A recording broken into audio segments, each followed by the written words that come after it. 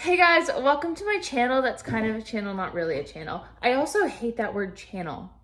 Like, I'm not a TV show, but I like to think that I am. Anyways, I wanted to do a little sit down talk video so we can kind of catch up.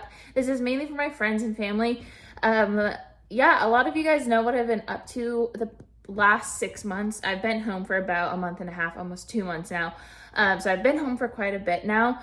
But I know a lot of people kind of probably are wondering like what it was like with YWAM. So for those of you who don't know, I went to do a discipleship training school with Youth with a Mission, and it was based out of KONA. They have them all over the world, but I chose the KONA base. And then I got to go overseas for 3 months and do missions, which was life-changing. And honestly, like, I want to share my story because to get people excited about missions, they have to hear from people who have been. Like, I could sit and listen to someone talk about missions, but like, that's not exciting. I want to hear stories from people who have been. So that's kind of why I'm sharing some of my stories. And also too, like, I just have all this stuff to share. And since being home, not really a lot of people have asked much about it, which is fine. Like, obviously my family that I live with hear about it all the time.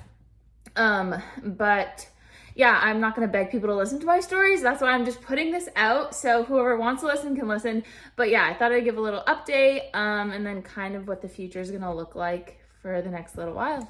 So for you guys watching this that may not know me very well, I am 20 years old and I live in North Carolina. And in January, I left to do a discipleship training school with Youth with a Mission.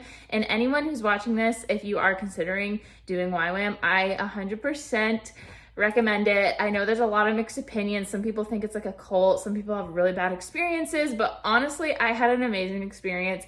And I think all my friends that I made also did. And so I would recommend it. I went to the one that's based in KONA. I can leave the link to YWAM KONA in the description box so you guys can kind of check it out for yourselves.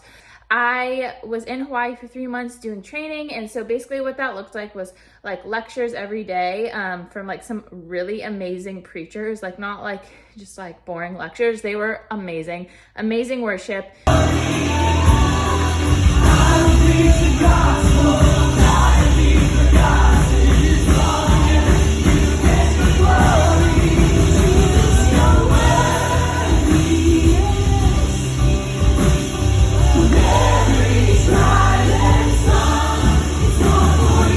Just building community and really like experiencing what like true community looks like. And honestly, I think that some of the community that I built in KONA, I think is what it's gonna look like in heaven. Like, is that good? I built some lifelong friendships, just people always pouring into me and just pushing me to be a better version of me. Like, I was able to like have some accountability partners. Like, I was able to go to like some people with some struggles I was actually facing for the first time in like ever and be like, listen, this is what I'm struggling with and I want to tell you because I want to bring it out of the dark. So I think the biggest highlight for me in KONA was definitely just the community that I built there and how much I was able to grow personally because of the people around me that were helping me as well. And then I also just grew deeper into my intimacy with God. So that was my biggest KONA highlight, I think. Obviously I loved living in Hawaii too. So I loved going to the beaches and the mountains, and like that was literally so much fun. I went like rock jumping. I had like a really solid group of friends and we would always do these weird adventures like last minute, like go rock jumping or whatever. So that was also really fun. Then in March, so I was there from January to March, and then in March I got my outreach location. So I spent some time in Middle East. I can't quite exactly say where, just for like privacy purposes.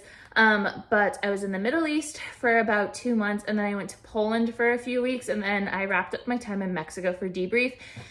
Living in the Middle East was so hard. Like, people kind of wonder what it's like, and I honestly had no idea what it was going to be like before I left. I knew someone who went to the Middle East, and so I was kind of able to like base off of their experience, but they were in a totally different place than I was. I was in more of a conservative area for a little while, so it was really, really weird living in the Middle East, just like getting accustomed to the culture there. It's completely different. Like, you can't even like look men in the eyes. You can't greet men.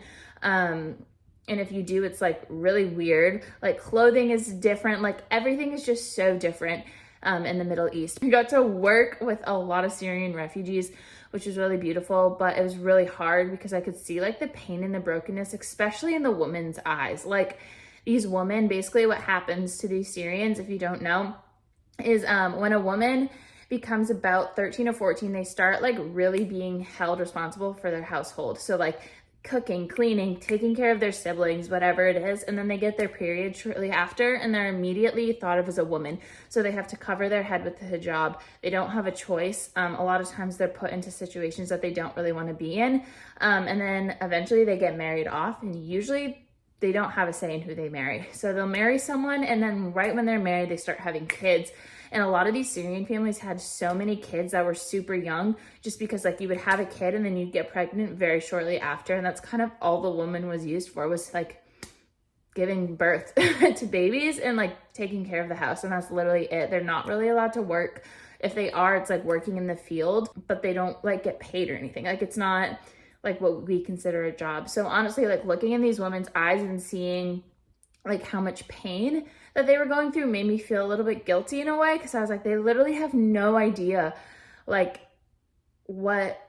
how much hope and light and like grace and joy and peace that they can find in Jesus, especially because they're Muslim. And so like they had no idea why we were so happy, and it was really hard for me. And then I got to talk to one of my friends who also went to Lebanon, and she was kind of saying like, you know what, like yes, that's so true, but at the same time it's such an example and it's such a great opportunity to show them that there is joy and there is happiness, and it's found in Jesus. And so once I had that mindset shift, like I really kind of understood like our work there. But a lot of it was just praying for the people, because evangelism technically you can't do in the Middle East. So ministry looked really weird there, but it was awesome. We went to Poland. I loved Poland. I don't know, like if it was because I was getting really not sick of, but like living in the Middle East just was so hard. I felt like constraint all the time, and I hate feeling like that. So I think like being in Poland is like part of Europe. So there's like, you can evangelize, you can wear whatever you want for the most part. So like, I just was like, free. And I was able to like openly share my testimony, openly share Jesus, like not have to worry about anything. But I will say it was really hard because we worked with Ukrainian refugees. So there's over 2 million refugees living in Poland right now, that are coming from Ukraine. So they come from a train station in Ukraine and they come over to Poland and they live there in different homes, and kind of like some people too, like this is something I learned in Poland. Not a lot of the like Ukrainian refugees, not all of them are like super poor, can't afford to live anywhere. Some of them do have money, and some of them fled before they lost everything. So a lot of them are able to buy housing. There's actually some refugees living in the same apartment complex that my team was living in. So it's kind of like very all over the place, but it was also so heartbreaking because a lot of these families did lose everything. Yeah, the people who weren't as poor from a financial standpoint, that was very rare, but there were so many people who lost their houses. They lost a lot of family, and any guy who's over the age of 18 can't leave the country. So a lot of them came without their older brothers, their fathers, their uncles, their grandparents. It was really sad just like holding these children in my hands that lost everything. And like a lot of them were too young to really understand what was happening. But just like holding, I remember holding this little baby, and I was just like, it was my first day, and I was just like crying. Like I was like, oh, like I just was like heartbroken, and I was in the kids' corner just like watching all these children. And then just like looking around the tent and just seeing like all this pain and confusion and just like depression. Like there was just a lot of depression, I feel like, in that tent. And so that was really hard to navigate and kind of like, you know, what can I offer these people? Like, I can't understand what they're going through. Like, I'll never understand what they're going through. I live in America. I live in North Carolina. Like, I don't have to worry about my house being bombed tomorrow, whereas they had to worry that that was going to happen every day for months. And so it's just like really hard to navigate and how to step into that. But honestly, just loving them, showing up for them, encouraging them, smiling at them, giving them a warm meal, like helping them get connected to other organizations, like that's what we can do, and that's what we were called to do.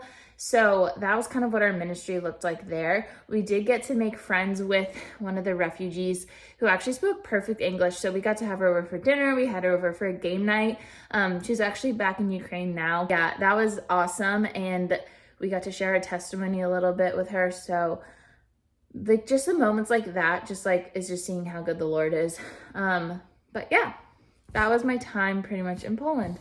Mexico was awesome. All of the teams from all over. So basically YWAM in our school, there was like a few hundred people. We sent out 20 teams all over the nation. So like we sent a team to Nepal, I think Argentina, a few teams to Brazil. There was a team that was in the US actually, Mexico, like all over. And so all these teams got back together and we got to hear like wild stories of how the Lord moved in all these nations. It was just awesome hearing like all the different healings and salvations and just like prayer that we were able to do in these nations. Like it just was so moving in my heart. And honestly, it made me even more excited for like what the future holds for me in missions, like hearing these stories from people who went. Like it's really easy, like I said at the beginning of this video, to like listen to someone talk about missions, like, you know, we should be more involved in missions. Like, yeah, we know that, but then like there's such a difference when we listen to people who have been on the mission field and we hear these stories, and it's like, yes, because like at the end of the day, their victory is our victory because we're all going to heaven. Like if you are a Christian, you're going to heaven, so you should be rejoicing just as much as they're rejoicing. Like, yes, maybe you aren't the one that led them to salvation, but at the end of the day, that's not what matters. Like what matters is that they're going to be in heaven. Yeah, just having that mindset, just like hearing these people come back from Paraguay and there was like hundreds of salvations. I was just like, what? Like it was just insane, especially because I had a different outreach. Like I was in the Middle East. I didn't see one salvation until I got to Mexico. Like I didn't get to walk anyone into salvation until I was in Mexico. And then I got to lead someone to the Lord in Mexico, which was awesome. But like, just because it was so different, like there were times where I was like, am I even doing anything? But then just realizing like we're planting seeds, and that's like what we were called to do in the Middle East, while like people who went to Paraguay and Brazil, like in Argentina, like they were allowed to openly evangelize. So they got to lead a lot of people to the Lord, and like their victory, not their victory, God's victory through them is just as much my joy and my celebration. So with all that being said, my time with YWAM was amazing. If you want to hear more, you definitely can reach out to me. I'd love to talk to you more about it. If you have any questions, if you're considering doing it, just reach out to me, either comment on this video. I'm also going to link my Instagram that you can reach me on, or my Snapchat, I don't know. And then you guys can message me if you're thinking about doing YWAM, because it's honestly amazing and it was life-changing, and I'd love to talk more about it. Just seeing a whole different type of life for 6 months was challenging to say the least, but it was awesome. So yeah, I'd love to talk more about it. Just a quick little update of what the future holds. I don't know. No, literally, I have no idea. I just decided that I was gonna stay home. So basically when you finish your DTS, you have the opportunity to go back in the fall and do a leadership track, and then you can either staff, you can work in the school, you could do a secondary school if you wanted. So there's so many different options with Youth with Mission post DTS, but I didn't feel like that's what the Lord is calling me to this season. It's still in the back of my mind for another year. I loved it. I'm not saying I would never go back, but I just don't feel like this year I'm supposed to. So I'm going to be working and hopefully getting involved in some type of missions organization or something like that locally. I have such a heart for missions, of course, and so I really, really want to be involved in that, and it's really hard right now. Just trying to find connections has been hard, but I'm not giving up, and I'm gonna find connections, and I'm gonna get involved. And obviously I want to go on a mission trip within the next year. So we'll kind of see. I don't have any major plans. That's one thing I learned with YWAM is like, don't have any crazy major plans for your life. Like obviously it's good to have goals and plans, but like sometimes life's gonna like kind of turn around a little bit. And just having open hands and just kind of seeing what unfolds. I also have a passion for health and fitness, as pretty much everyone knows. I have an Instagram account. Right now it's called Brienne Gets Fit. I'm most likely changing the name, but I don't know what to. But go follow me there. I post health and fitness content, as well as nutrition and just like advice and tips and all things health, fitness, and wellness. One of my biggest passions, but like goals for that account, is helping people break free from body shame and diet culture. And so I post a lot about that on my account, and so you can kind of go check it out. But yeah, that's pretty much a wrap for this video of what my life has looked like the past 6 months. I know it has not been the most interesting video, but I'm going to be posting more in the future. Probably more like health and fitness and wellness type content. If you have any specific video requests, let me know. I'd love to do more story times, whatever you want to see. So leave a comment down below. Anyways, thanks for watching and listening to me talk. I feel like I've been talking forever. Yeah, I'm gonna end this video. Thanks for watching. Like and subscribe. I hate that. I hate when people say like and subscribe. It's so just cliche, but I'm probably just gonna say it anyways. Like this video, subscribe for more content. Peace out.